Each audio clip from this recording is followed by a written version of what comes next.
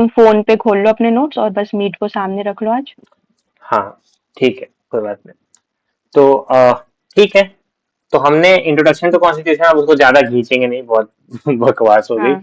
दूसरा हम्म। दूसरी जो टॉपिक है वो है कि कहाँ गया, हाँ कॉन्स्टिट्यूशनल लॉ। हाँ, constitutional law versus statutory law. तो हम्म। तो इसके बारे में कृष्णदेव राय, आपका क्या समझ है, बताइए। कॉन्स्टिट्यूशन लॉ जो कॉन्स्टिट्यूशंस में रहती है और स्टैट्यूटरी लॉ जो आउट ऑफ कॉन्स्टिट्यूशन है, लाइक इंफॉर्मेशन एक्ट हो गया, कंज्यूमर डिस्प्यूट एक्ट हो गए, इस टाइप के, राइट। जो विशु, पार्लियामेंट और लेजिस्लेचर के थ्रू बनाई जाती है। Right. Vishu, anything to add? हाँ हाँ, मतलब कॉन्स्टिट्यूशनल लॉ जो कॉन्स्टिट्यूशन में रिटर्न है वो राइट, ऐसे आसानी से अमेंड नहीं हो सकते, और स्टैट्यूटरी लॉ है जो पार्लियामेंट बना सकती है, मतलब किसी भी लॉ से। Right, right. ठीक है। एक छोटी सी कॉमन सेंस वाली बात, मतलब ये भी बात कॉमन सेंस की, ये पूरा चैप्टर ही कॉमन सेंस का है, लेकिन जो कॉन्स्टिट्यूशनल लॉ है उसको एक प्रेसिडेंस मिली हुई है, like it is superior to statutory law. ठीक है। तो हम्म।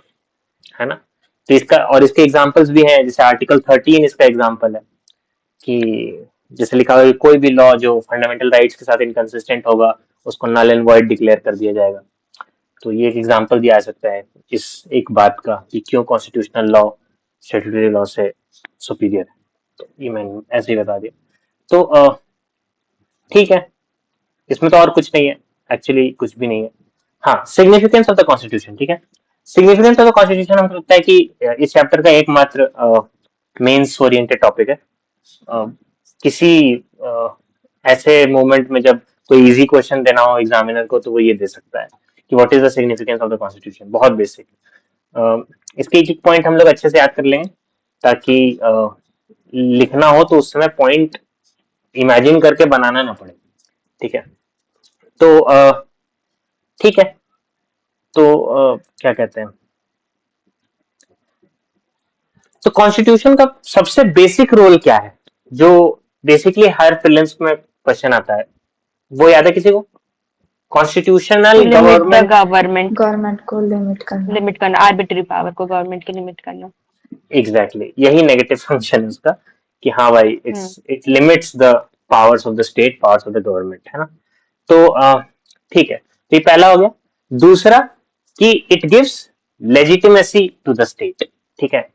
ऐसे तो कोई भी कल को आएगा बोले हम जो है यहाँ के डीएम है, तो यहाँ उसकी बात थोड़ी माननी होती है। आप देखते हैं कि कोई पकड़ाया, वो 6 महीने से नकली डीएम बन के घूम रहा था, तो यू यू डोंट, मतलब जो पकड़ाता है तो आप उसको जेल में डाल देते हो, क्योंकि सिर्फ स्टेट के पास लेजिटिमेसी है कि वो अपने एग्जाम कंडक्ट करा के और अपने डीएम अपॉइंट करे।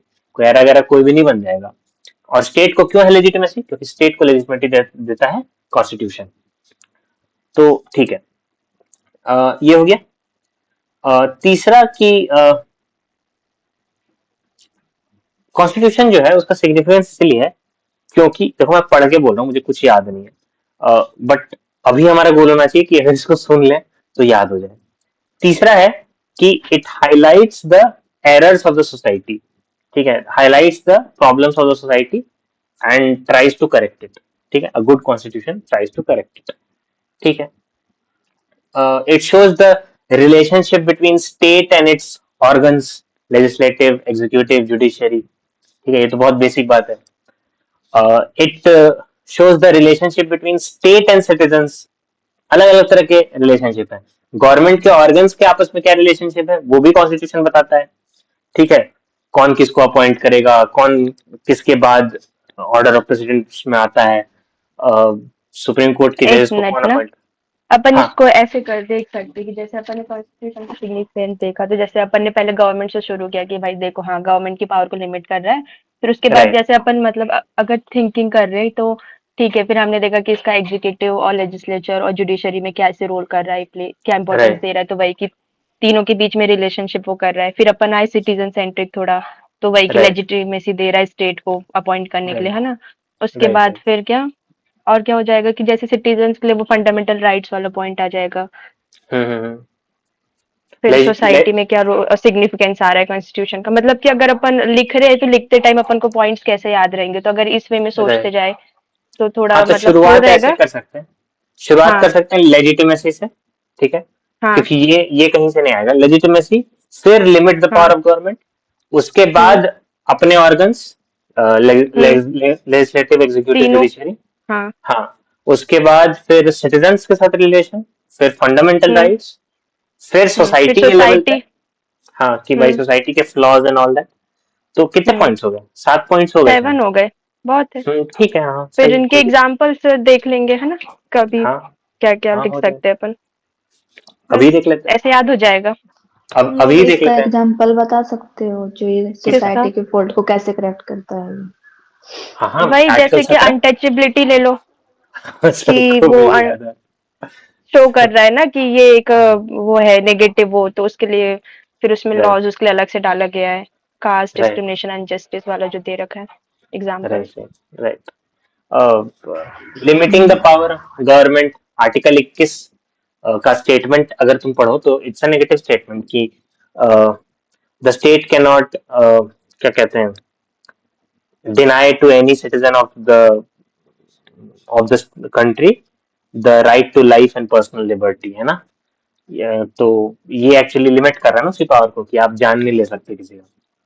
तो तो ये है, ठीक है। तो लिमिटिंग द पावर का ये एग्जांपल हो गया। कोई भी आर्टिकल, फंडामेंटल राइट का कोई आर्टिकल उठा लो, वो सबको दे देगा। लेजिटिमेसी टू स्टेट कौन दे रहा है? तो आर्टिकल 1 ले लो, India that is Bharat shall be a union of states, उसका डेफिनेशन है।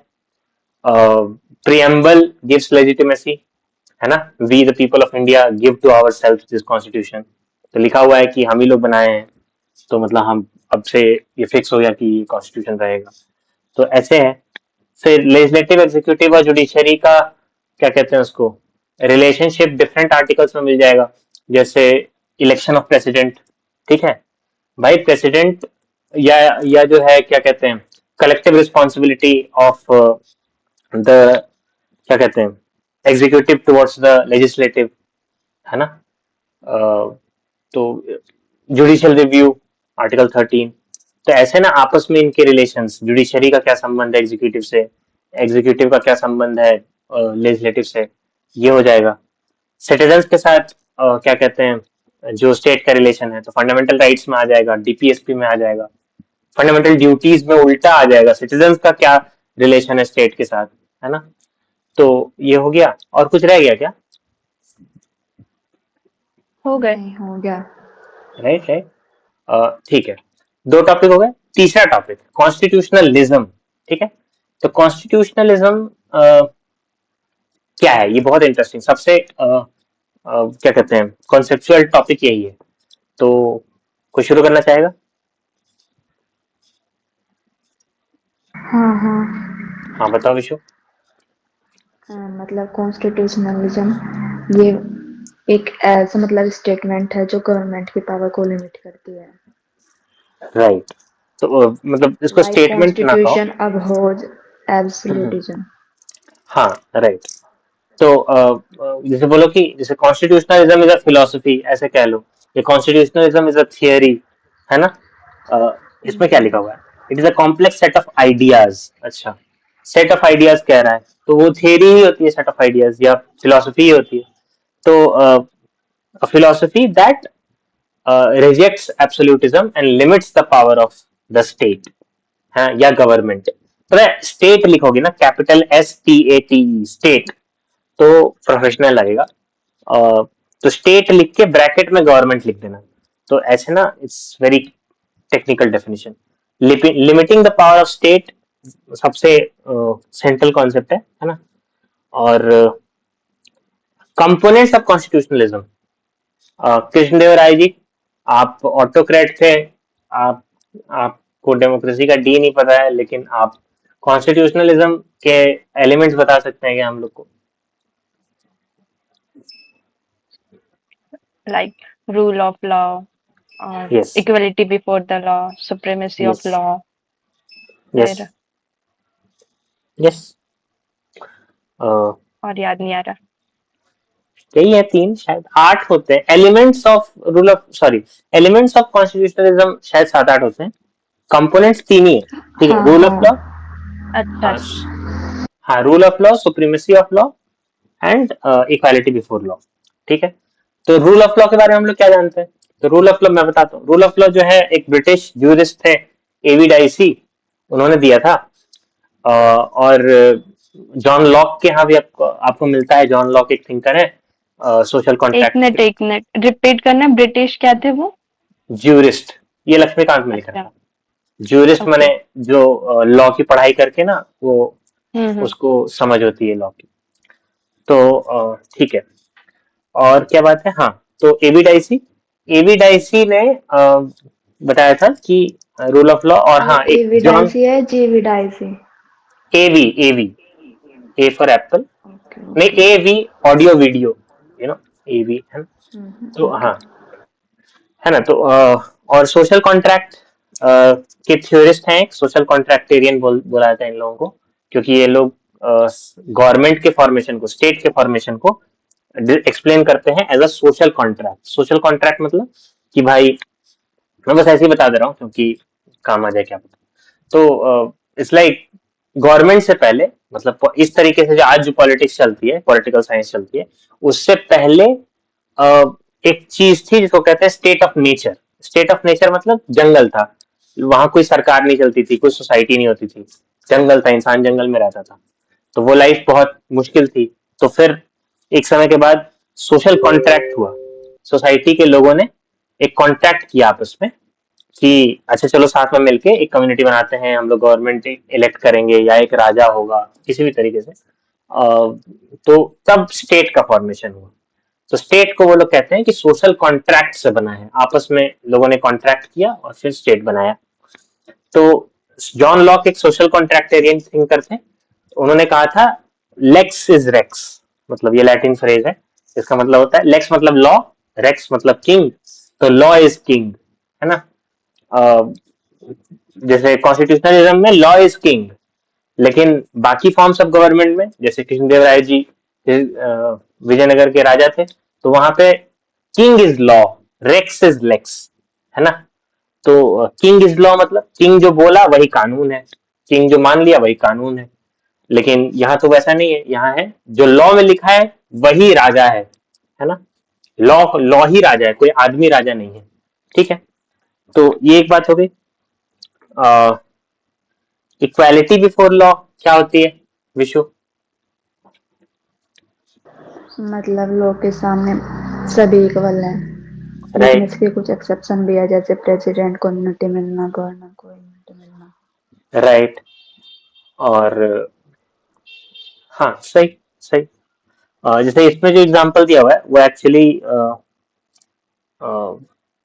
वो है अफर्मेटिव एक्शन वाला मतलब जो आर्टिकल 14 में इक्वालिटी बिफोर लॉ है लेकिन उसमें रिजर्वेशंस का क्या भी प्रोविजन है तो ये जो इम्यूनिटी वाली बात है ये एक्चुअली उसमें ज्यादा सही ऐसा एग्जांपल होता है कि इक्वल लोग को इक्वली ट्रीट करना है, बट जो अनइक्वल लोग हैं उनको तुम्हें राइट इक्वल लाने के लिए तुम वहां पे डिस्क्रिमिनेशन कर सकते हो, लाइक पुअर्स को तुम राइट अगर एक्स्ट्रा कुछ वो दे रहे हो, है ना, तो वो नहीं राइट कहलाएगा इसमें, वो इसका एक्सेप्शन है। एग्जैक्टली तो equal will be treated as equal and unequal will be treated to as make them equal, ऐसा कुछ था हाँ उसमें। एज एन इक्वल्स हाँ तो हम्म। अरे वो क्या नाम है ये एक्चुअली ना जैसे आर्टिकल 14 का स्टेटमेंट पढ़ो तो वो कहता है कि मतलब एग्जैक्ट स्टेटमेंट नहीं पता है लेकिन 2 फ्रेजेस यूज करता है एक है इक्वालिटी बिफोर लॉ और एक है इक्वल प्रोटेक्शन ऑफ लॉज ठीक है तो राइट राइट। है ना तो equality before law British concept है जहां पे से इक्वालिटी को यूज किया ना वर्ड इक्वालिटी तो इट्स लाइक वो बराबर मानता है बस उसको और कोई इंटरवेंशन से मतलब नहीं है कि हाँ भाई सब लोग बराबर हैं अब इस किसी को अनफेयरली ट्रीट नहीं किया जाएगा लेकिन जो इक्वल प्रोटेक्शन ऑफ लॉज है वो थोड़ा सा इससे एक कदम एडवांस कॉन्सेप्ट है वो कहता है कि नहीं हम अगर ऑल सब इक्वल हमने मान तो लिया लेकिन हमारे मानने से सब इक्वल नहीं हो जाएंगे वहां है कुछ इकोनॉमिक वीकनेस है किसी का कुछ है किसी कोई सोशल स्टिग्मा है जिसके चलते कोई कमजोर रह गया है तो उसको अपलिफ्ट करने की जिम्मेदारी भी स्टेट की ही है। तो इक्वल प्रोटेक्शन ऑफ लॉज में अफर्मेटिव एक्शन होता है। अफर्मेटिव मतलब पॉजिटिव, और एक्शन मतलब तो जानते करते हैं। तो पॉजिटिव एक्शन होता है to uplift the marginalised people, है ना। तो इसको इसको पॉजिटिव डिस्क्रिमिनेशन भी कहते हैं। डिस्क्रिमिनेशन एक नेगेटिव वर्ड है कि भाई तुम डिस्क्रिमिनेट कर रहा है ये वो, लेकिन जब पॉजिटिव डिस्क्रिमिनेशन कह देते हैं, मतलब जो स्टेट करती है, जो स्टेट जो है गरीब को, विमेन को, है ना, आदिवासी को रिजर्वेशन देती है, तो वो एक्चुअली उन्हें बराबरी पर ला रही है, वो इक्विटी स्टैब्लिश कर रही है। तो इक्वालिटी वर्सेस इक्विटी का कॉन्सेप्ट है। तो ये सारा कुछ आपस में कनेक्टेड है। क्या क्या? कॉन्स्टिट्यूशनलिज्म, उसके 3 part, supremacy of law, equality before law, rule of law. Rule of law जो है वो, एक्चुअली मैंने अधूरा बोला रूल ऑफ लॉ, लेकिन ठीक है देख लेते हैं। फिर इक्वालिटी बिफोर लॉ, तो वही कनेक्टेड है इक्वल प्रोटेक्शन ऑफ लॉ से, वही कनेक्टेड है आर्टिकल 14 से, और वही कनेक्टेड है फिर इक्वालिटी वर्सेस इक्विटी के कॉन्सेप्ट से। ठीक है विशु, इक्वालिटी एक वर्सेस बार इक्विटी। हाँ, रूल ऑफ लॉ का एक बार क्या मतलब, इसमें लिखेंगे क्या अगर आएगा तो डेफिनेशन ऐसे? एवी डाइसी से शुरू करेंगे। AV Dicey, a hmm British jurist, introduced the concept of rule of law, which states hmm that in a constitutional government, the supreme authority, या ऐसे लिख दो कि क्या कहते हैं,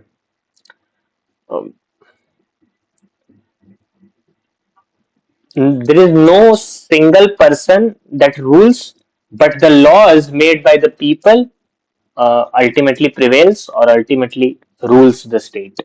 मतलब ऐसा करके कुछ हम देख के बताते हैं टेक्निकल डेफिनेशन क्या अच्छा है। अच्छा, मतलब लॉ के अकॉर्डिंग सब चलेगा, है ना, वो वाली बात एग्जैक्टली है। हाँ, हाँ एग्जैक्टली। ओके। तो उसको तुम एक लाइन वो था डिस्टिंक्शन ना से भी कि बता लॉ, सकते हो। हाँ, law is means to end, मतलब कि लॉ किसी का नहीं है, लॉ एक मीन्स हम्म, है एंड तक पहुंचने के लिए, तो वही है rule of right law. Right okay right okay. Right. तो ये है ना, एक एथिक्स से कनेक्ट हो गया इस तरीके से। अगर मीन्स वर्सेस एंड्स हाँ वाली बात ले आएंगे, तो ये एथिक्स से भी हाँ। कनेक्ट हो गया कि भाई रूल ऑफ लॉ जो है का यूज आपको एथिक्स पे करना है, तो ऐसे कर सकते हैं कि लॉ जो है वो मीन्स है, एंड नहीं है। तो हम्म। ठीक है। एक एक डिस्टिंक्शन भी है, जैसे rule of law versus rule by law. ठीक है। तो नहीं नहीं सॉरी, यही था क्या? नहीं, डिस्टिंक्शन नहीं है। रूल ऑफ लॉ इज भाई बेसिकली रूल करना है रूल बाय बाय लॉ के लॉ। थ्रू। यस, हाँ, लॉ हाँ। के थ्रू। इट्स नॉट कि हम्म। किसी दिन किसी का मन किया तो कुछ कर लिया। तो हाँ, ठीक है। राइट। तो ठीक है, रूल ऑफ लॉ के एलिमेंट्स हैं supremacy of law, equality before law, है ना। Equality before law, equality of law जो है वो कोर्ट्स के द्वारा जो प्रैक्टिस किया जाता है, राइट। ओके। एक बार और रिपीट करना ये वाला जो तुमने बोला रूल ऑफ लॉ। मतलब क्या डेफिनेशन? हाँ, नए डिफरेंसेस हैं नहीं समझे क्या? जो तुम लोग बोल रहे थे, रूल ऑफ लॉ और equality before law, equal protection of law, इनमें क्या हाँ डिफरेंसेस हैं, ये हाँ, वाला। तो जैसे रूल ऑफ लॉ जो है वो बेसिक कॉन्सेप्ट है, मतलब इसका इक्वालिटी वगैरह से डायरेक्ट लेना देना नहीं है, वो सबसे फाउंडेशन बात है। ठीक है। तो जैसे ही कॉन्स्टिट्यूशनल गवर्नमेंट पढ़ना शुरू किए, तो पहला वर्ड जो आता है दिमाग में वो है लिमिटिंग गवर्नमेंट। और लिमिटिंग गवर्नमेंट का जो सबसे सेंट्रल फिलोसफी है, वो एबी डाइसी ने दी थी, रूल ऑफ लॉ। अब रूल ऑफ लॉ के बहुत सारे कंपोनेंट्स हैं। रूल ऑफ लॉ होता क्या है? Rule of law is basically rule by law. That means no person is superior, only laws are superior. Laws made by people will rule and will decide what will happen and how things will be conducted in the state, है ना। ये है, तो rule of law, law हो गया मतलब rule by law, है ना। उसके बाद उसके कंपोनेंट्स हैं, रूल ऑफ लॉ के ही कंपोनेंट्स हैं। क्या है? तो इक्वालिटी बिफोर लॉ है, इक्वल प्रोटेक्शन ऑफ लॉज है ना। और तीसरा सुप्रीमेसी ऑफ लॉ है ना। सुप्रीमेसी ऑफ लॉ और कुछ नहीं है, मतलब supremacy of law rule of law का डेफिनेशन ही हो गया एक तरीके से। और ठीक है, और क्या रह गया? एक जो डिफरेंट एग्जांपल्स दे करके सर ने बताया हुआ है कि इक्वालिटी ऑफ लॉ जो ऑर्डिनरी कोर्ट्स में होता है। ठीक है। तो सबसे पहले उसमें है कि जो एग्जांपल विशु तुमने दिया था कि वो जो क्या कहते हैं, इम्यूनिटी मिली हुई है गवर्नर्स को और क्या कहते हैं प्रेसिडेंट को, about no criminal proceedings and all that. तो ठीक है, तो ये है बेसिकली. आई डोंट थिंक इससे ज्यादा है चैप्टर में, है क्या? लाइक ओके, सिग्निफिकेंस पढ़ लिया हमने, कॉन्स्टिट्यूशनलिज्म पढ़ लिया, components of rule of law पढ़ लिया. Components of rule of law क्या है? Supremacy of law, equality before law और ऑर्डिनरी कोर्ट्स प्रिंसिपल. ठीक है, ऑर्डिनरी कोर्ट्स प्रिंसिपल क्या है कि कोर्ट्स जो है, जुडिशियरी जो है, उसके पास एक फाइनल अथॉरिटी है कि वो डिसाइड करेगी कौन सा लॉ जस्ट है. और अगर गवर्नमेंट जो है वो अन्याय करती है, इनजस्टिस करती है, तो जस्टिस प्रोवाइड करने का काम रूल ऑफ लॉ के थ्रू कोर्ट्स का है. ठीक है, इसमें आर्टिकल 3 डाल सकते हैं ऑर्डिनरी कोर्ट आर्टिकल वाले में. 3. 13 सॉरी 13. हाँ 13, यस यस 13 जुडिशियल रिव्यू है ना. आर्टिकल 13, आर्टिकल 32, आर्टिकल 226, मतलब जो भी रिड्रेसल का है वो डाल सकते हैं. ठीक है. फिर था कि मुझे हाँ बताओ. ये क्लियर नहीं हुआ, equality of law administered to ordinary courts. हाँ, ये वही है कि मतलब जैसे एबी डाइसी कहता है कि बेसिकली जो रूल ऑफ लॉ को इम्प्लीमेंट करने का काम है, basically rule of law basically limit करता है पावर ऑफ गवर्नमेंट को, तो लेजिस्लेटिव को भी लिमिट करता है और एग्जीक्यूटिव को भी करता है. तो मतलब इन दोनों को ये बताता है कि क्या नहीं करना है, लेकिन क्या करना है वो सिर्फ जुडिशरी को बताता है. वो बताता है कि अगर इन केस ऑफ डिस्प्यूट, अगर कुछ ऐसा हो जाए, अगर कोई स्टेट ऐसा कर दे कुछ बुरा जो रूल ऑफ लॉ के अगेंस्ट है, तो ये जुडिशरी का कर्तव्य है, ऑर्डिनरी कोर्ट्स का कर्तव्य है कि वो रूल ऑफ लॉ को प्रिवेल कराएं और वो जस्टिस दिलाएं. राइट, तो इसी का मतलब है कि हाँ. मैंने नोट्स खोले, उसमें जो equality of law administered to ordinary courts में लिखा है कि but today we have many forums that have adjudicatory functions other than the ordinary court, as said by Dicey. As an example is Cauchy Judicial Forum like CAT, ITAT tribunals etc. तो इसका मतलब कि हाँ other जो tribunals है वो भी similar वो करेंगे. राइट राइट, लेकिन इसको जैसे ये बात तो पता नहीं क्यों लिख रखी है नोट्स में. तुम समझो कि equality of law administered through ordinary courts, इसका मतलब तो हाँ ये हुआ ना कि जो ordinary supreme court, high court है, वो इक्वालिटी ऑफ हाँ. लॉ को एडमिनिस्टर करेगा, है ना. उसके बाद अब उसके बाद ये अलग लिखा हुआ है कि बट आज हम लोग के पास अलग अलग तरीके और भी हैं. फॉर एग्जाम्पल अच्छा एडमिनिस्ट्रेटिव अच्छा. ट्रिब्यूनल्स हैं, कैट है, आईटैट है, ये सब है ट्रिब्यूनल्स है. तो बेसिकली यहाँ से ना वो आना शुरू हो गया. एक्सेप्शंस पे ज्यादा बात की है इस सर ने कि मतलब ओके ओके. देखो लीगल इक्वालिटी का एक्सेप्शंस है, जैसे वो इम्यूनिटी की हाँ. बात कर दी है ना. तो और क्या क्या लिख रखा है. एजी नूरानी की टर्म हाँ क्या था, mindless borrowing from the west वाला. राइट, कि ये एजी नूरानी एक क्या कहते हैं, शायद कॉन्स्टिट्यूशनल स्कॉलर थे, तो उन्होंने कहा था कि ये जो क्या कहते हैं उसको, हाँ जैसे वो जो क्रिमिनल एग्जेम्पशन वाली बात थी ना. नहीं उस पे नहीं कहा था, हाँ शायद उस पे ही कहा था कि जैसे अच्छा जो अच्छा, रुको, कोर्ट्स वो हैं, वाली बात की. हाँ जैसे वो जो कोर्ट्स हैं, इम्यूनिटी दी है ना प्रेसिडेंट को, उस पे बात थी ये शायद, हाँ नहीं कि मतलब जो वो जो था ना. कोर्ट्स हैं वो हाँ अब क्या वो प्रोसिक्यूट कर सकते हैं रूलर को. मतलब मान लीजिए लेजिस्लेटिव ने कुछ ऐसा लॉ बना दिया जो गलत है, तो हाँ हाँ. वेस्ट में मतलब वेस्टर्न कॉन्स्टिट्यूशन में लिखा हुआ है कि हाँ ये जैसे एवी डाइसी जो वो ब्रिटेन के है, तो उनका जो रूल ऑफ लॉ है उसमें ये लिखा हुआ है कि ऑर्डिनरी कोर्ट्स जो है वो इक्वालिटी ऑफ लॉ होल्ड करेंगे. अगर वो होल्ड करेंगे इसका मतलब वो रूलर को पनिश भी कर सकते हैं. लेकिन ये बहुत डिबेटेबल बात हो जाती है कि अगर लेजिस्लेटिव को जुडिशरी पनिश कर देगा तो फिर मतलब जुडिशरी सबसे पावरफुल हो गया ना. तो एजी नूरानी वही कह रहा है कि mindless borrowing of the west सही नहीं है. जुडिशरी को पावर नहीं होना चाहिए रूलर को प्रोसिक्यूट करने का, उसको पनिश करने का, नहीं तो फिर जुडिशरी सबसे ताकतवर हो जाएगी. और आप देखते ही हैं एक्चुअली इंडिया में जुडिशरी के बाद बहुत भयानक ताकत है. कोई भी लॉ, एक तो वो लोग आपस में इलेक्ट होते हैं कॉलेजियम सिस्टम से, तो उनके पास उन्हें कहते हैं वो चेक्स एंड बैलेंसेस वाली बात खत्म हो जाती है ना. तो अब वो इलेक्ट हो जाते हैं और उसके बाद फिर कोई भी ऐसा लॉ जो गवर्नमेंट बनाई उसमें रिप्रेजेंटेटिव्स ने वोट किया होगा, है ना, और क्या कहते हैं, उस पर डिस्कशन हुआ होगा, सब कुछ हुआ होगा, लॉ बना, वो गया सुप्रीम कोर्ट में, सुप्रीम कोर्ट ने जुडिशियल रिव्यू करके उसको निरस्त कर दिया, है ना। तो ये थोड़ा सा डेमोक्रेटिक मैंडेट का अपमान हो जाता है कि मतलब यार, मतलब हम लोगों ने अपने चुन करके भेजे पता प्रतिनिधि। है इसमें हाँ, ये बोला गया है कि इंडिया में प्रेसिडेंट को इम्यूनिटी क्यों दी गई है, क्योंकि राइट, वहाँ ब्रिटेन में इसलिए क्योंकि वो उनका खुद ही क्राउन उनका क्रिएटर है, तो उसको वो राइट, प्रोसिक्यूट नहीं कर सकते। बट इंडिया में जो है प्रेसिडेंट नहीं है ना, वो कॉन्स्टिट्यूशन है यहाँ तो मेन। तो यहाँ पे मतलब राइट। प्रेसिडेंट को इम्यूनिटी देने पे इसमें क्वेश्चन है जीनू रानी का। अच्छा, ओके। तो हम्म। इट इज लाइक दिस कि they should also be persecuted. हाँ, यहाँ पे तो वो क्रिएटर नहीं है ना अपना अच्छा, प्रेसिडेंट। तो मैंने उल्टा बोल दिया सुप्रीम। मतलब। हाँ, हाँ, राइट, राइट, राइट। सुप्रीम तो कॉन्स्टिट्यूशन है अपने यहाँ। तो हम्म। उसने यही बोला था कि जो प्रेसिडेंट को इम्यूनिटी मिल रही है ना, उस पे बात है ये कि हमने वहां से माइंडलेस बोरोइंग कर ली है वेस्ट से। वहां पे हाँ। चलता है कि इम्यूनिटी देना, क्योंकि वो तो क्राउन है, तुम क्राउन को कैसे परसिक्यूट कर दोगे, उन्हीं ने तुम्हें हम्म। बनाया है। बट इंडिया में प्रेसिडेंट थोड़ी जुडिशरी को बना रहा है, इंडिया में तो राइट, राइट, कॉन्स्टिट्यूशन बना रहा है। राइट, ये मेक बात सेंस। थी।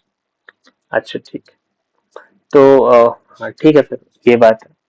Vishu, you understood? हाँ। Right, okay. तो ओके, ये हो गया। ओके, इसके वही बाद आगे एक और पॉइंट है इसी का, वही जो हम्म, गवर्नर वाला है। कौन सा? ये शायद एचवी ग- कामत ने बोला था, है ना? हाँ, एचवी नहीं नहीं, कामत ये ने भी बोला था। नूरानी का ही है। और कि वे कहाँ पे? Politician facing criminal prosecution can be appointed as governor, तो उनको वही कि वो क्रिमिनल भी है तब भी उनको इम्यूनिटी दे देते हैं और फिर गवर्नर रहते हैं, ऐसा सब यही सब बात थी उसकी भी। राइट, क्योंकि इम्यूनिटी मिली दोनों हुई पे रहती बोला है। है उसने। Right, hmm. Right, right. Okay, make sense. तो और एक फाइनली डिप्लोमेटिक इम्यूनिटी के कॉन्सेप्ट का एक्सेप्शन है कि, तो बेसिकली ये जो थर्ड पॉइंट है, ये एक्चुअली क्या कहते हैं, कंपोनेंट्स का पॉइंट नहीं है। ये इक्वालिटी बिफोर लॉ के सारे एक्सेप्शंस लिख रखे हैं, ठीक है। ये नोट्स थोड़ा सा वो है, पता है तुम्हें, इसमें ऑर्गेनाइजेशन ढंग से नहीं करी हुई है। क्योंकि अगर तुम वो देखो ना, क्या हाँ कहते हैं, हाँ। हाँ, माइंड मैप देखो ना, तो माइंड मैप में इन लोगों ने रूल ऑफ लॉ के 3 कंपोनेंट्स बता रखे हैं, ठीक है। और जैसे, हाँ, 3 कंपोनेंट्स रूल ऑफ लॉ के बता रखे हैं। और फिर वो जो पोर्शन है, क्या कहते हैं, जो एक्सेप्शंस ऑफ इक्वालिटी है, ये जो पूरा पोर्शन है वो एक्चुअली एक्सेप्शंस ऑफ इक्वालिटी है, ठीक है। फॉर एग्जांपल, जैसे equality of law administered through ordinary courts, ठीक है, ये है component of rule of law. अब इसके बगल में इसका डेफिनेशन देना चाहिए था, लेकिन नोट्स में लिखा हुआ है कि इसका एक्सेप्शन क्या है, तो वहां एडमिनिस्ट्रेटिव ट्रिब्यूनल्स की बात की हुई है, ठीक है। और legal equality, equality before law के एक्सेप्शंस फिर दिए हुए हैं कि लीगल इक्वालिटी का एक्सेप्शन क्या है, तो भाई साहब पूरा वो डिस्कशन है कि भाई ये प्रेसिडेंट और गवर्नर को इम्यूनिटी मिलती है, तो फिर एजी नुरानी आ जाते हैं कि काहे मिलती है, हम तो नहीं चाहते हैं मिले। तो तो ये बेसिकली थोड़ा सा ऑर्गेनाइजेशन प्रॉब्लम है। बट हम लोग के दिमाग में तो क्लियर हो गया ना कि अच्छा, अब माइंड मैप क्लियर है कि नहीं। शुरुआत किए थे इंट्रोडक्शन टू कॉन्स्टिट्यूशन, फिर हम लोग बोले कॉन्स्टिट्यूशनल लॉ क्या होता है, वो स्टैट्यूटरी लॉ से कैसे डिफरेंट है। फिर हम लोग आए, बोले कॉन्स्टिट्यूशनलिज्म क्या होता है, और कॉन्स्टिट्यूशनलिज्म में फिर हम लोग उसको डिस्क्राइब किए, है ना। कुछ थिंकर्स आए, जॉन लॉक, है ना, एबी डाइसी, तो उसमें रूल ऑफ लॉ आ गया। तो रूल ऑफ लॉ के 3 कंपोनेंट। फिर हमने देखी कि एक्सेप्शंस टू इक्वालिटी क्या क्या है हमारे संविधान में। और हाँ, और कुछ तो नहीं। एक्सेप्शन तो प्रॉब्लम। इक्वलिटी में तीन है ना बस, प्रेसिडेंट गवर्नर और ये डिप्लोमेटिक इम्यूनिटी वाला। डिप्लोमेटिक हाँ, इम्यूनिटी एक बार डिस्कस कर लो, हाँ, डिप्लोमेटिक क्या है इम्यूनिटी, इसमें। और ये भी तो था कि क्या नाम है, अरे यार, हाँ, वो एडमिनिस्ट्रेटिव ट्रिब्यूनल्स वाला भी तो था कि ऑर्डिनरी कोर्ट्स ही सिर्फ रूल ऑफ लॉ अपहोल्ड नहीं करते, इक्वालिटी अपहोल्ड नहीं करते, कभी कभी मतलब ट्रिब्यूनल्स और ये जो अल्टरनेट मैकेनिज्म्स हैं ये भी करते हैं। तो खैर, तो हाँ, तो डिप्लोमेटिक इम्यूनिटी का क्या है कि आईपीसी के सेक्शन 499, अब तो ये बदल गया होगा ना, आईपीसी तो कुछ और हो चुका है, राइट, बीएनएस हो चुका है। तो हमें देखना पड़ेगा कि बीएनएस की कौन सी धारा है। ये पुराना है इंडियन पिनल कोड। तो आईपीसी के सेक्शन 499 में contempt of court is presented, है ना। तो अच्छा, डिप्लोमेटिक इम्यूनिटी ये है कि हो बेसिकली हम्म फॉर्मल इक्वालिटी जो है ना, जैसे अरे डिप्लोमेट्स को भी तो इम्यूनिटी मिल रखी है ना, कि भाई कोई फॉरेन वही एम्बेसडर वगैरह आएगा तो उसको आप प्रोसिक्यूट नहीं कर सकते हो, है ना। तो वो है कंटेम्प्ट ऑफ कोर्ट प्रेजेंट है, जो कि एक तरीके से वो करता है, क्या कहते हैं, इक्वालिटी को ब्रेक करता है कि कुछ स्पेशल आप कोर्ट का अपमान नहीं कर सकते, राइट। तो हाँ, ये राइट। भी इसी में आएगा, रूल ऑफ लॉ क्या में। एक्सेप्शन टू इक्वालिटी, अरे नहीं, कंटेम्प्ट ऑफ कोर्ट, मतलब किस में आएगा? ये रूल ऑफ लॉ के अंदर ही आएगा, कंटेम्प्ट ऑफ कोर्ट। नहीं, ये बहुत अंदर है। लाइक रूल ऑफ लॉ के तीन कंपोनेंट, सुप्रीमेसी ऑफ लॉ, क्या कहते हैं, equality supremacy of before law, law. Equality before law और equality of law through courts. अब एक्सेप्शन टू इक्वालिटी जो है वो हम बात कर रहे हैं। तो पहला है कि वो जो प्रेसिडेंट गवर्नर को इम्यूनिटी, उसके बाद डिप्लोमेट्स को इम्यूनिटी, उसके बाद आपके पार्लियामेंट्री प्रिविलेज, इसके बाद कंटेम्प्ट ऑफ कोर्ट, है ना। ये सब बेसिकली है एक्सेप्शंस टू इक्वालिटी, सब बराबर हैं, लेकिन कोर्ट्स को आप बुरा नहीं कह सकते क्योंकि कोर्ट्स जो है उनका कंटेम्प्ट हो जाता है, इस तरह की बात। अच्छा अच्छा, इनको मतलब बोलने का वो है बट इन लोग कोर्ट का वो नहीं कर सकते, बस ऐसा है। हाँ, राइट। कि आपके बोलने का, हम्म, अब सब इक्वल है तो सबको कुछ भी बोलने का अधिकार होना चाहिए, लेकिन कोर्ट्स को बुरा नहीं हम्म। कह सकते आप। तो इस तरीके से ये एक्सेप्शन ओके। टू इक्वालिटी, ठीक है। तो बेसिकली तुम अगर ध्यान से देखो तो सर के नोट्स जो है ना, वो थोड़े से ऑर्गेनाइजेशनल प्रॉब्लम तो है इसमें, है ना। तो अरे कल मैं इसमें ही लग रही थी, समझ ही नहीं आ रहा था कहाँ से क्या लिख रखा है। हाँ, और मतलब ऑर्गेनाइजेशन बहुत इंपॉर्टेंट है। आपके मन में ना एक्टिव रिकॉल करते समय एग्जैक्टली ये पॉइंट्स आ जाने चाहिए कि चलो चैप्टर 1 रिवाइज कराओ। तो आपके मन में आना चाहिए, अच्छा देखो 7 पॉइंट्स हैं। इंट्रोडक्शन टू कॉन्स्टिट्यूशन, आपके constitutional law versus statutory law, constitutionalism, constitutionalism में rule of law, components of rule of law, exceptions to formal equality आ गया। अब यहाँ तक तो हो गया, यहाँ तक तो कोई दिक्कत नहीं है। इसके बाद नहीं, हाँ, challenges in implementation of rule of law. अब इंटरेस्टिंग है कि ये नोट्स में नहीं है, ये दे रखा है इन लोगों ने, मतलब जस्ट टू, मतलब क्या कहते हैं, कुछ कॉन्सेप्ट शायद एमपुरी सर ने भी नहीं पढ़ाए हैं, और वो जो है इन्होंने दे रखा है, ठीक है, अपने माइंड मैप्स में। तो ठीक है फिर, अ, तो उसको देख लें, क्या उसको कर लें? हम हाँ, हम निकाल लेते हैं अपने अपने पास नोट्स में। राइट। इनफैक्ट ये एम्पुरी सर ने कराया है, अगले चैप्टर्स में कराया है, फर्स्ट चैप्टर में नहीं कराया है। तो इन लोगों ने एक काम अच्छा कर दिया, माइंड मैप से अगर आप पढ़ते हैं, आप ऐसे पढ़ सकते हैं कि सर के नोट्स पढ़ लिए डिस्क्रिप्टिव और माइंड मैप्स पढ़ लिए, तो ऐसे क्या होगा ना, ऑर्गेनाइज्ड बेटर है माइंड मैप्स में, और नोट्स जो है वो थोड़ा सा उसमें डिस्क्राइब्ड बेटर है। तो challenges in implementation of rule of law आप निकाल लीजिए अपने अपने जगह पे। उसमें दो तरह के चैलेंजेस है, जुडिशियल चैलेंजेस और नॉन जुडिशियल चैलेंजेस, ठीक है। निकाले आपने? हाँ। हाँ, राइट, है ना। तो जुडिशियल चैलेंजेस क्या क्या है? तो क्या कहते हैं, पहला पॉइंट है इंडिपेंडेंस अंडर प्रेशर। अच्छा, हाँ, मतलब इंडिपेंडेंट जुडिशरी। हाँ, इंडिपेंडेंट जुडिशरी तो रूल ऑफ लॉ के फायदेमंद में हो जाएगी ना, लेकिन इसमें क्या है कि इंडिपेंडेंट जुडिशरी तो है, लेकिन वो अंडर प्रेशर है। जैसे फॉर एग्जांपल इमरजेंसी लिख रखा बगल में, तो इमरजेंसी के दौरान कितनी प्रेशर में थी, क्या कहते हैं, जुडिशरी। कोई भी लॉ जो है वो उसको वो खारिज नहीं कर पा रही थी। इनफैक्ट अगर आपको कहानी पता है तो वो जो टसल हम्म थी between judiciary and legislative, like Indira Gandhi versus judiciary की थी। तो इंदिरा गांधी कोई भी लॉ बनाती थी, वो जुडिशरी उसको खारिज कर देती थी।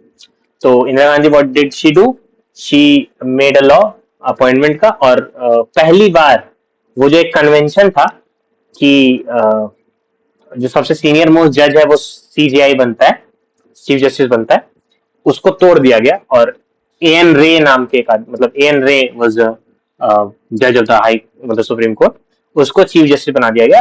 He was junior at the 4th position he was, but उसको तो ये प्रेसिडेंट हुआ. और एंड देन इसके बाद फिर तो रेस्ट इज हिस्ट्री कि फिर मनमानी बहुत की इंदिरा गांधी ने. तो खैर, तो जुडिशियल फैक्टर्स में इंडिपेंडेंस बट अंडर प्रेशर, तो ये एक चैलेंज हो गया, अंडर प्रेशर. जुडिशियल करप्शन है ना, दो बात क्या हो गई, प्रेशर, करप्शन. डिलेज, बहुत सारे डिलेज होते हैं. 23-25% हाईकोर्ट केसेस 10 साल से ज्यादा के हैं, ये अच्छा डेटा है, आप याद रख सकते हैं, है ना. इनएक्सेसिबिलिटी है ना, बहुत लोग जज मतलब कोर्ट्स पहुंच ही नहीं पाते हैं. इनएक्सेसिबिलिटी के बहुत सारे कारण हो सकते हैं. एक कारण है कि जज टू पॉपुलेशन रेशियो बहुत कम है ना, कि कम है, जजेस कम है, पॉपुलेशन ज्यादा है, राइट. दूसरा कारण हो सकता है कि महंगा बहुत है जस्टिस, है ना, कोई भी कोर्ट जाने से डरता है. ये लिखा हुआ नहीं, मैं ऐसे ही कह रहा हूँ. तो जुडिशियल फैक्टर्स में 4 फैक्टर हुए, है ना. Independence under pressure, corruption, delays और लो जज टू, नहीं, इनएक्सेसिबिलिटी. इनएक्सेसिबिलिटी के बहुत कारण हो सकते हैं, लो जज टू पॉपुलेशन रेशियो और ये महंगा, कॉस्टली. तो non judicial factors, non judicial factors क्या क्या है, ये बात समझ में आ गई, जुडिशियल फैक्टर्स, हाँ हाँ हाँ. राइट. नॉन जुडिशियल फैक्टर्स मुझे कोई याद थोड़ी, देखो मैं कह रहा हूँ, मैं ईमानदारी मैं तो देख के पढ़ रहा हूँ. तो खैर, लेकिन कल से हम लोग नोट्स पढ़ के आएंगे, रियली सॉरी, कल से पढ़ के आएंगे और फिर मैं सीधे सीधे बता पाऊंगा, सब कुछ सीधे सीधे बता पाएगा. तो नॉन जुडिशियल फैक्टर्स, तो इसमें वही बात लिख दी जो मैंने लास्ट में कही थी, वेल्थ एंड सोशल इनइक्वालिटीज, है ना, बहुत अनइक्वल कंट्री हम लोग, इस कारण से जो मार्जिनलाइज सेक्शन है, इकोनॉमिकली पुअर सेक्शन है, वो जो है जस्टिस उसको नहीं मिल पाता है. Second, we have weak institutions, है ना. इंस्टीट्यूशंस क्या होते हैं, इंस्टीट्यूशंस आर लाइक संस्थाएं ना, institutions are like bodies created to do specific functions ना. तो जैसे विजिलेंस कमीशन है, सीवीसी, या सीबीआई है, ईडी है, सीएजी है. तो ये सब जो है वो इनकी इंस्टीट्यूशनल वीकनेस अगर आ जाती है, तो फिर अगर इनमें करप्शन हो गया या ऐसा कुछ, तो फिर रूल ऑफ लॉ अपहेल्ड नहीं हो पाता है. फिर कुछ जो है वो कॉलोनियल लॉज की लेगेसी है ना, कि मतलब जैसे अभी हम लोग बात कर रहे थे आईपीसी सेक्शन 499, तो आईपीसी जो है वो शायद इंडियन पिनल कोड 1894 का बना हुआ है, 1894 से चला आ रहा था. अब जाकर के 2023 में नए सेट ऑफ लॉज आए हैं, तो बीएनएस आया, भारतीय न्याय, आई एम सॉरी, भारतीय न्याय संहिता वगैरह, ठीक है. और तो उसमें लिखा हुआ भी देखो कि बीएनएस, बीएनएसएस, बीएसए, है ना. तो लेकिन इनमें भी इंटरेस्टिंग, इनमें भी 90% प्रोविजंस ओल्ड ही है.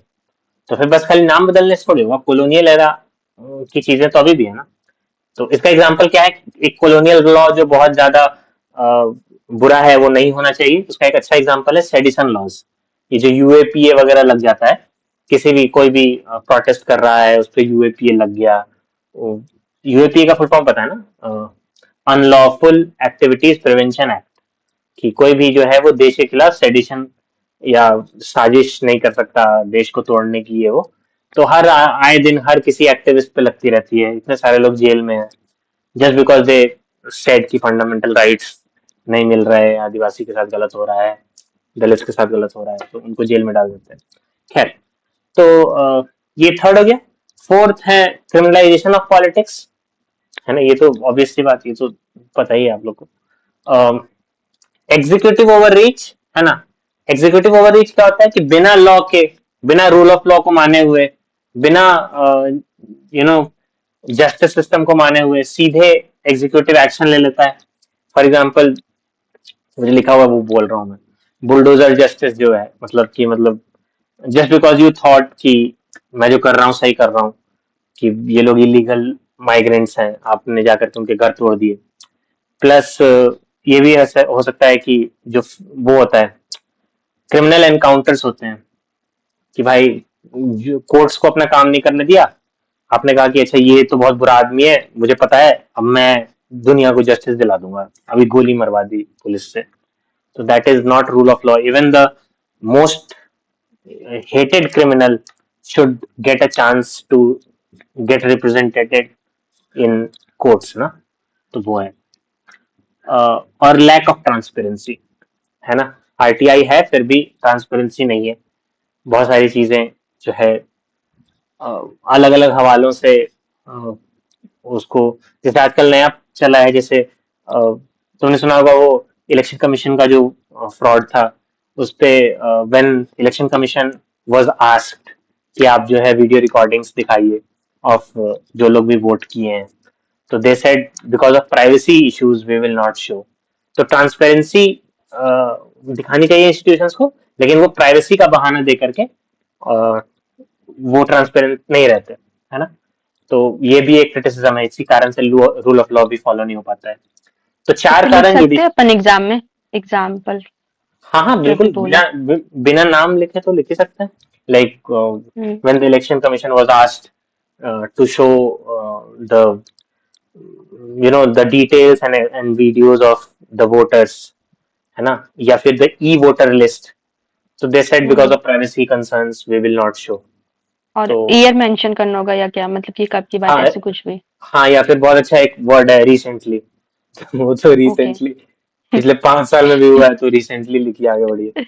तो एक्चुअली मुझे पता है क्या लग रहा है, ये वाले नोट्स ना माइंड में वो उन नोट्स का है जो अपन को पहले लेक्चर वाइज नोट्स मिले थे, हो सकता है, यस यस यस है ना। यस। हम्म एनी हाउ ये दोनों से कर लेते हैं ना, मतलब क्योंकि देखो हम्म। पता है, कोई भी रूल ऑफ लॉ पढ़ाता है, अतीश सर से पढ़ा होगा अगर तुम तो पता होगा, कोई भी रूल ऑफ लॉ बताता है ना, तो उसमें ये टॉपिक जरूर बताता है, एकदम मेन स्पेसिफिक टॉपिक है ये, कि चैलेंजेस क्या है रूल ऑफ लॉ, कोई भी पूछ देगा एक लाइन में क्वेश्चन कि what is the challenges in implementation of rule of law. तो इनफैक्ट रूल ऑफ लॉ क्या होता है, इससे ज्यादा इंपॉर्टेंट क्वेश्चन यही ना है कि देश में क्या हाँ, चैलेंजेस हैं, है ना। तो अगर ऐसे क्वेश्चन आता है तो पहले डेफिनेशन डाल देंगे, उसके बाद यस, फिर इन फैक्टर्स को लिख के एग्जांपल के साथ हाँ फिर वे डेफिनेशन फॉरवर्ड। डालना, एक आध थिंकर जरूर डालना, like for example John Locke, हाँ। एबी डाइसी, ये सब हम्म जरूर आने चाहिए तुम्हारे आंसर में। एक आधा लैटिन फ्रेज आ जाएगा, बहुत नंबर मिलेगा, लेक्स इज रेक्स और ये वो, और हम्म। है ना, ये सब हो गया। उसके बाद components of rule of law डाल दिए, फिर चैलेंजेस लिख दिए, एंड फिर वे फॉरवर्ड लिख दिए, खत्म। तो जॉन लॉक ने क्या बोला था, अपन ने भी कहाँ पढ़े थे उसको, लेक्स कौन इज से रेक्स, डिपार्टमेंट।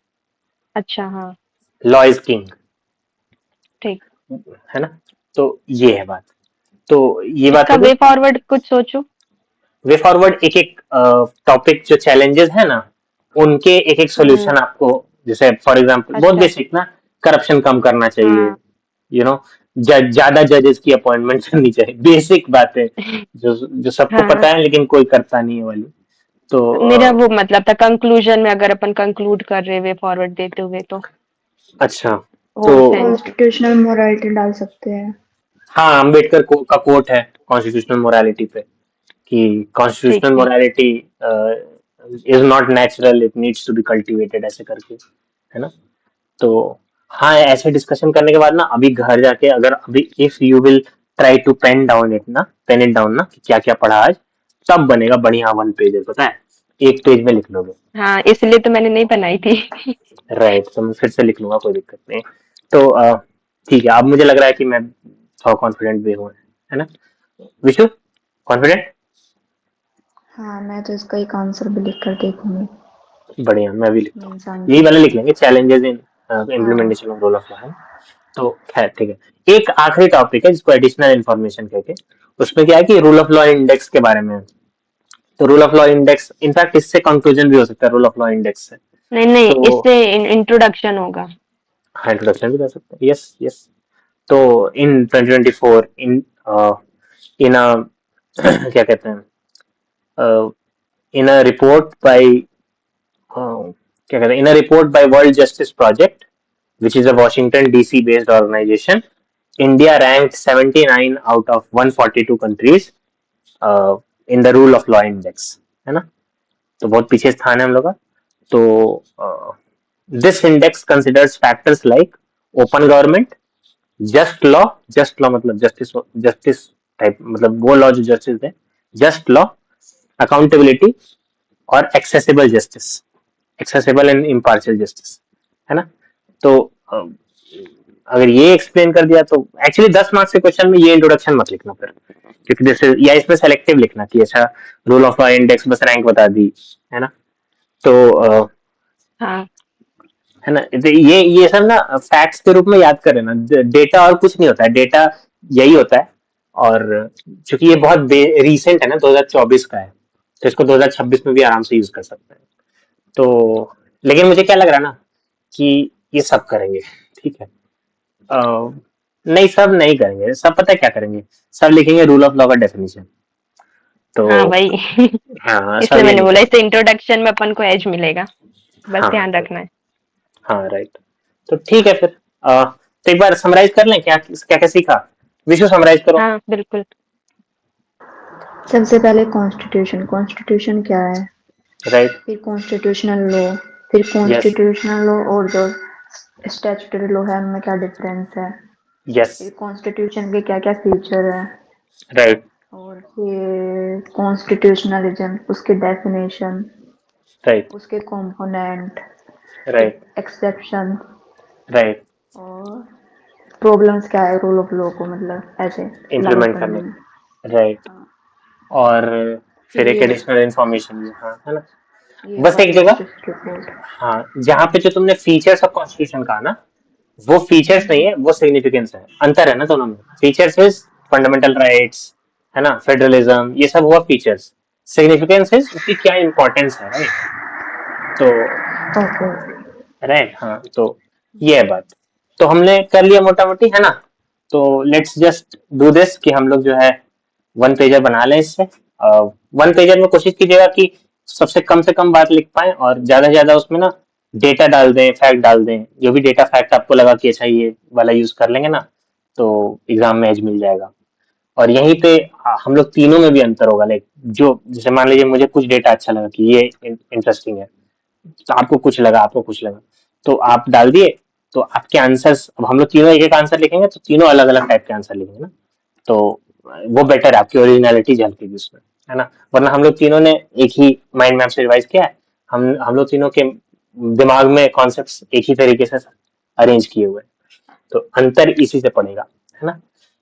तो ठीक है, और कोई समस्या। ये तो हो गया आज का, बहुत टाइम लगा, 10 बजे आए थे, 1.5 घंटे में जा रहे हैं। कल से नहीं होगा, कल से हो जाएगा आधे घंटे में।